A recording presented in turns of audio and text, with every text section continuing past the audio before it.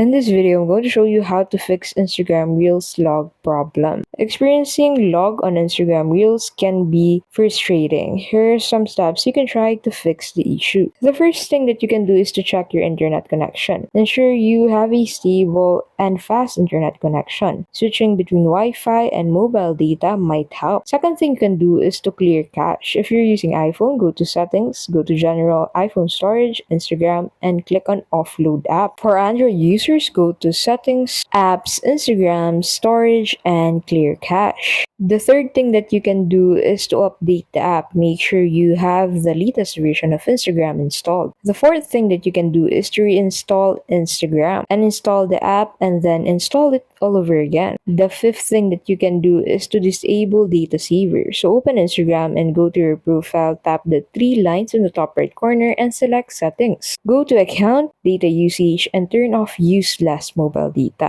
The sixth thing that you can do is to restart your device. Sometimes simply restarting your phone can resolve performance issues. And the last thing that you can do is to check for device updates. Ensure your phone's operating system is up to date. Thank you so much for watching. I hope this guide helped you out. If it did, please don't forget to give this video a like and subscribe.